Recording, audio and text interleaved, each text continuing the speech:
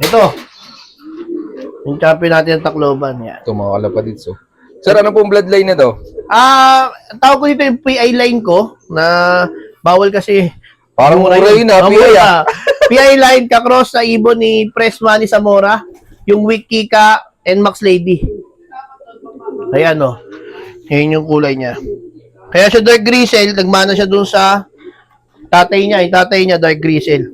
Ay, grisel, medyo dark. Ito mga Ayan. kalapatids. Hen siya, hen. Ang pangalan nito si Caprice 14, pinangalanan to ng misis ko. O, ayan. Parang mangingitlog na ng pangalawang itlog niya. So, ayan.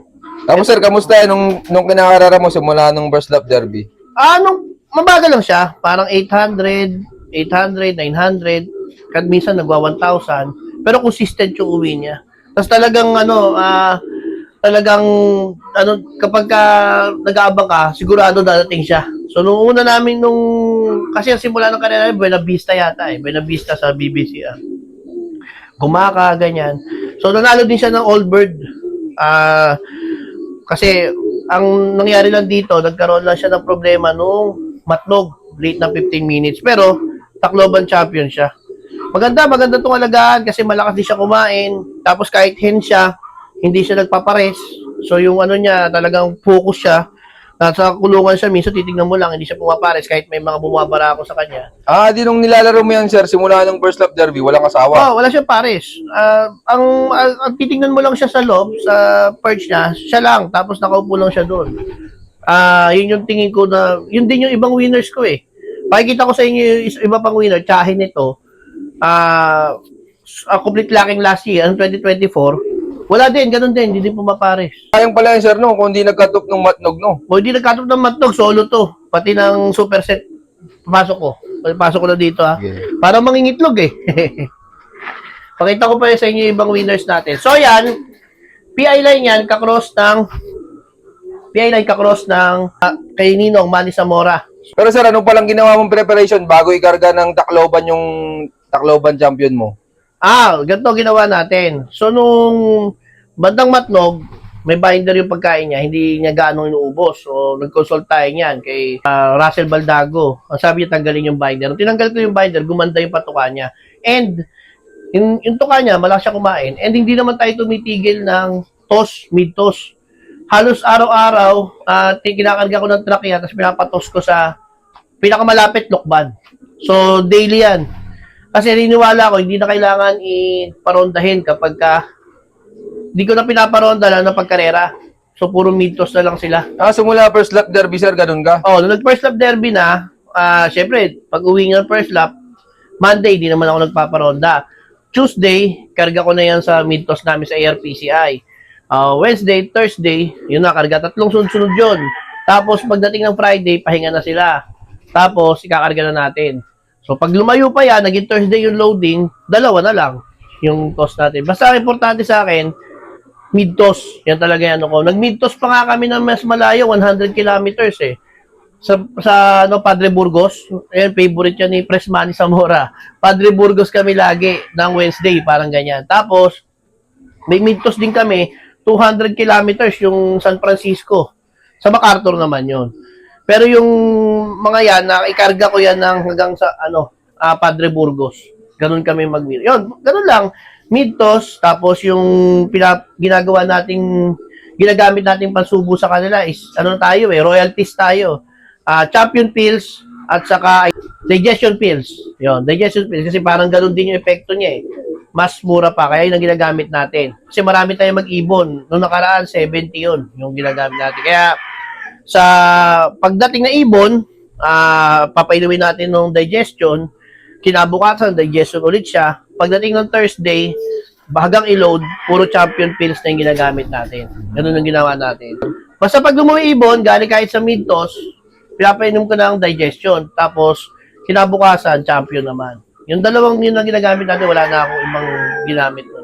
Pero pagdating ng ibon, galing karera sir, anong diskarte mo? May inom agad na tubig o pakakainin agad? Hindi, pagdating niya, papakool down lang, parehas lang dito sa mga iba na pagdating, kapag pininom mo kasi agad, maano daw yung yan yung mga nervous system yan eh. So pag uwi, tingnan mga 5 minutes, pahinga muna siya, tapos saka ko bibigyan ng, ginagamit ko naman dyan, glucose, sa Recap Light. Yun, pinaghalo ko. Parang kay Fresh Money ko natutunan yun. Electrolyte, saka glucose, pagsamahin ko, para madali siya makarecover. Hanggang pagdating ng gabi, maganda na yung kondisyon niya. Yun ang ginagamit ko na.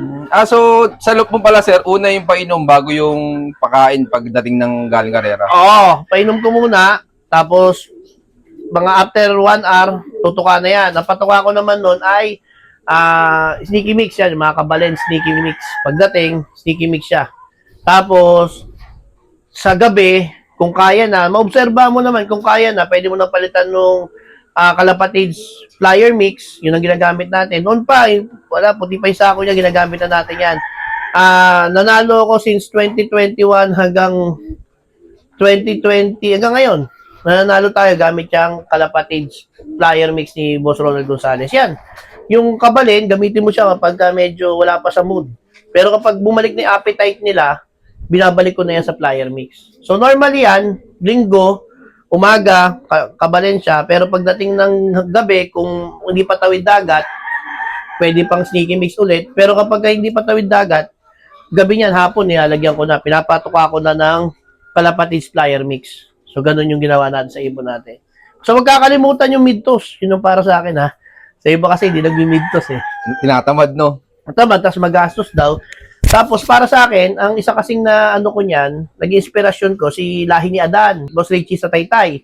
Kasi sa kanya, talagang todo mid-toss siya. Ang sinasabi nga niya, which is totoo naman, kung hindi yan makakauwi ng malapit, basta hindi makakauwi yan ng malayo. Importante yung ma-exercise sila.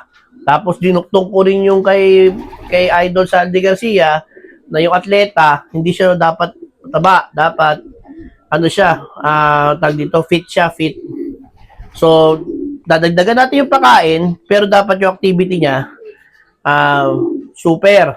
Yan, kay ano naman yan, kasi ginagawa ko para ma-improve natin sistema natin. Dumadalaw tayo sa mga idol natin, sa nanonood tayo ng vlog, yung kay Juan Arturo, kung sino-sino yung mga nag-vlog pa, pinapanood natin kasi marami kang mapupulot. Kasi for example, kay Idol Russell Baldago, ang sabi niya, kailangan yung activity tuloy-tuloy. Para kahit gano'ng karami ka ipakain, natutunaw nila. Ang hindi maganda, yung pakain ka ng pakain, kasi hindi mo rin pinalilipad.